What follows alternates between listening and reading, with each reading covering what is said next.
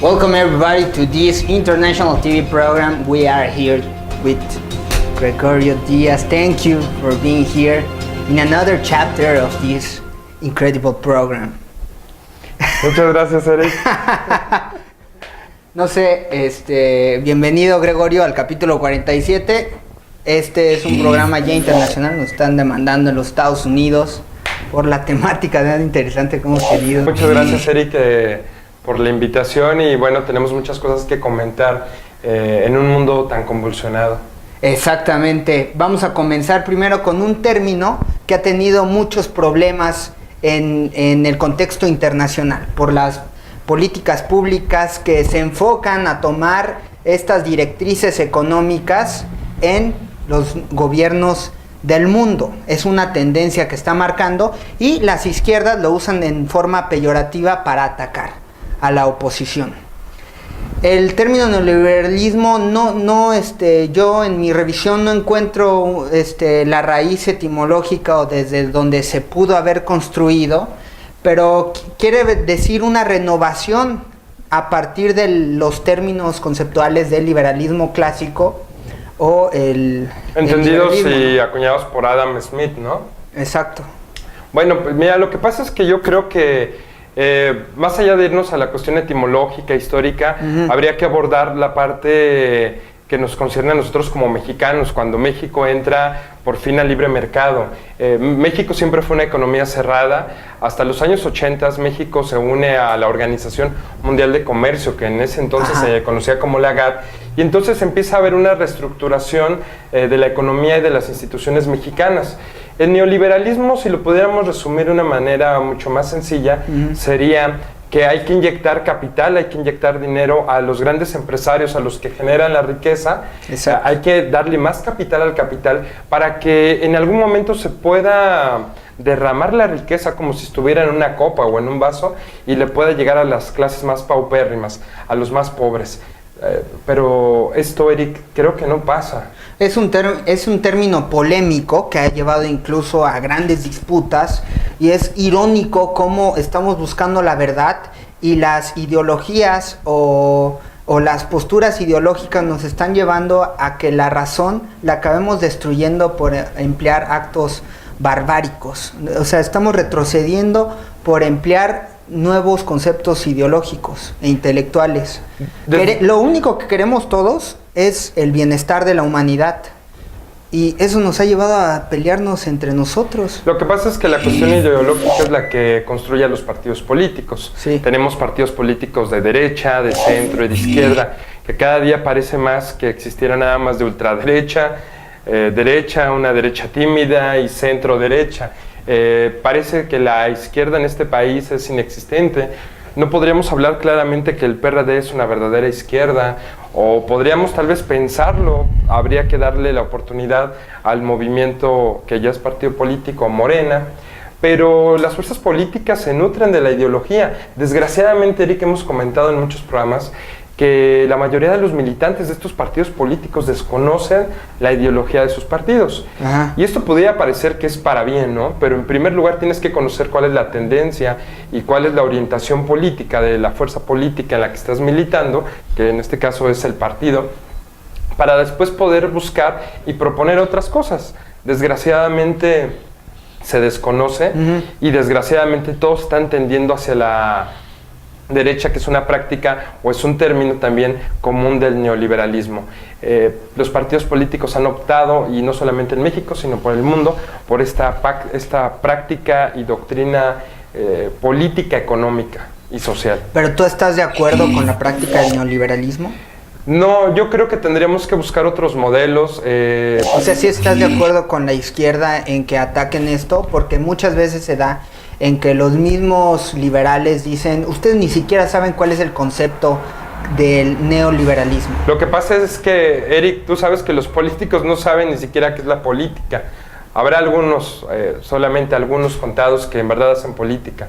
Los demás son payasos y son títeres de un poder mucho más arriba y mucho más inalcanzable para ellos, ¿no? Pero que sin embargo ellos obedecen a esos intereses. Te digo, en la cuestión práctica, al final del día, el neoliberalismo lo vivimos todos, ¿no? Cuando se le favorece a las transnacionales para que se planten en nuestras ciudades, generando empleos, que pareciera que es una práctica bastante buena, ¿no? Sí, es una práctica que incentiva la iniciativa privada que esté en distintos mercados, a que el empresario se fortalezca, a que el Estado no intervenga sobre los movimientos económicos. Que no haya participación estatal. Sí, pero de todos modos que los exenten del pago de impuestos, que les cubran los registros de los trabajadores del Seguro Social. Es un laissez-faire global. Exactamente, pero es una doble moral de corriente política, económica. Yo creo que sí, necesitamos... Sigue siendo idealista, porque pensaríamos que esa práctica funcionaría en un escenario de equidad donde no existen los monopolios y donde hay oportunidades iguales. Sin embargo, nos hemos dado cuenta que esto no es así, jamás ha sido así. No lo fue en la Rusia que venía de ser la Unión de Repúblicas Soviéticas Socialistas, no pasó en Checoslovaquia, que después se dividió en República Checa, no pasó tampoco en Polonia con Walesa, no pasó en Chile después de acabar con la dictadura de Pinochet, no pasó en España después de Franco. Entonces el neoliberalismo nos ha comprobado en estos 20, 30 años que no ha funcionado, y en México no ha funcionado, ha sido una práctica que lleva desde Miguel de la Madrid hasta nuestros días y sigue sin funcionar. Yo no soy partidario del neoliberalismo, yo buscaría una socialdemocracia como las que viven en Noruega, como en Suecia, en Alemania, países que tienen un impacto económico, social importante, sin tener prácticas neoliberales. Sí, y esto se desprende de una sensibilidad que uno tiene para que el otro esté bien, sin caer en un egoísmo de solamente busco mi bienestar, a pesar de que pues, pueda pasar sobre ti, pero para buscar un progreso mayor, ¿no?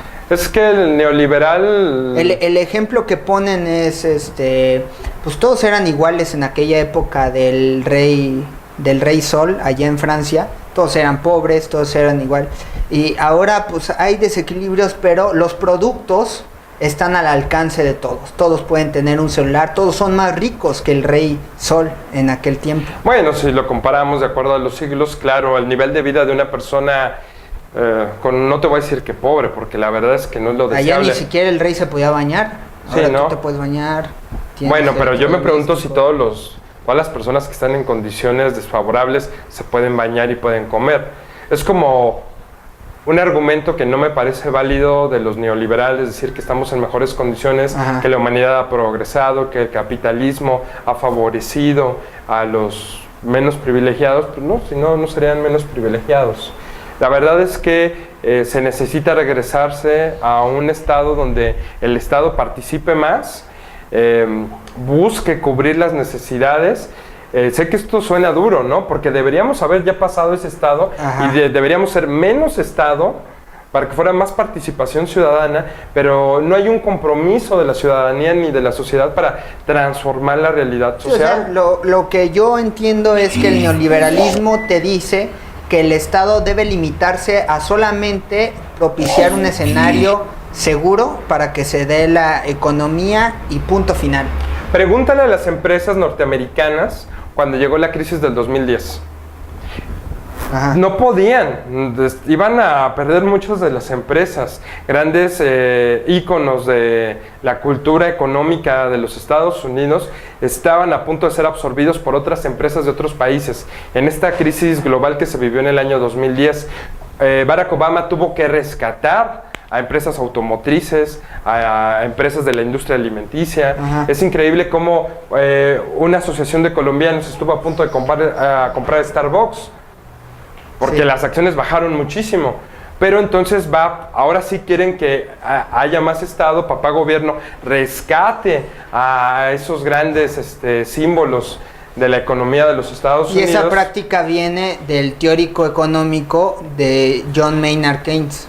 El autor económico John Maynard Keynes, que decía que el Estado debe intervenir para regular estas fallas, ¿no? Sí, porque, O sea, que no lo puedes dejar al mercado porque tendríamos un problema. porque va a colapsar. Pero ellos se confundieron y empezaron a fabricar dinero de más, que nos empezó a llevar a tener una inflación permanente y a estar en un estado estanflacionario. Incluso México ha sido ejemplo para los Estados Unidos y para otros países, rescatando a los bancos, rescatando a las empresas privadas. ¿Cómo es posible si esas empresas privadas siempre exigieron mayor respeto, mayor libertad, que el Estado no interviniera, pero cuando están en problemas sí quieren la intervención del Estado?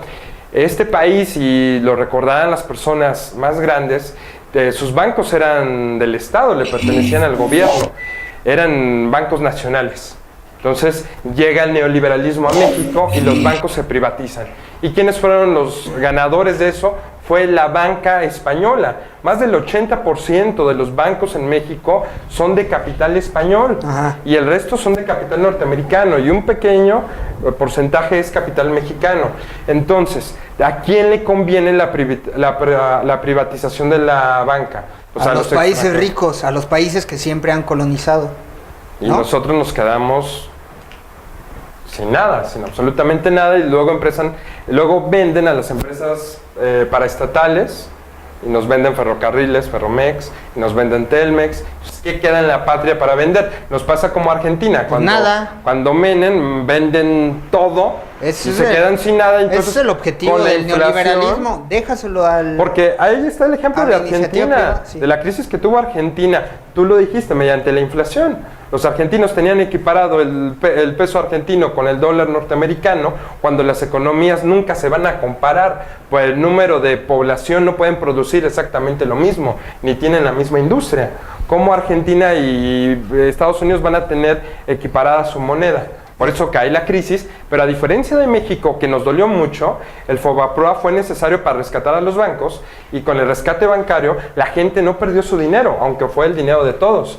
Pero en el caso de Argentina, quieren sacar su dinero y las cuentas están congeladas. Viva el neoliberalismo argentino, mexicano y de todo el mundo, ¿no? Entonces deberíamos pensar en un esquema de centro. O sea, yo diría dejar a que la de iniciativa centro privada, izquierda. pero no perder los sectores estratégicos que requiere el Estado para llevar a cabo ciertos proyectos. Yo diría que el modelo debería ser más similar a lo que tiene Mujica en Uruguay y lo que tuvo Lula da Silva en su gobierno, no lo que está pasando ahorita con Dilma en Brasil, sino lo que tenía Lula da Silva en Brasil, Ajá. que era poner atención al foro social, pero también al foro económico. Entonces, pues eso es lo que... Y el Banco Mundial, finalmente no te puedes sustraer de esto, sino te convertirías en una isla. Tienes que ver qué pasa con el Fondo Monetario Internacional, con el Banco Mundial, pero también con el Foro Social. Es decir, ser social y coquetear con el capital para tener los ingresos Que ese necesarios. es uno de los pretextos, que el Banco Central fabrica dinero de más para levantar supuestamente industrias para la demanda agregada, y entonces ahí compensarían ese excedente del dinero que han creado. Y es que Pero desgraciadamente... no lleva la inflación. También desgraciadamente Porque el no tienen fondo... seguro y nadie sabe las tendencias del mercado. Pues sí, no las podemos saber. Y el fondo y el Banco Mundial prestan dinero a los países siempre que sigan las políticas neoliberales que les establecen. Pues sí, si no, no puedes formar parte de tal organización. Entonces, ¿qué podemos hacer? Hacer un bloque también regional o un bloque mundial, como a la vieja usanza de los 60s y 70s durante la Guerra Fría, con países satélites que sí protejan los intereses económicos. Entonces, ¿qué unirías? A Ecuador, a Bolivia, a Brasil, a Chile con el regreso de Bachelet, a Mujica. O sea, ese es un bloque latinoamericano de centro izquierda. pues este es el punto de partida para seguir abordando este concepto de neoliberalismo, porque el tema es muy amplio. Estamos en Facebook y en Twitter. Gracias por sintonizarnos. Vamos a un corte comercial y regresamos.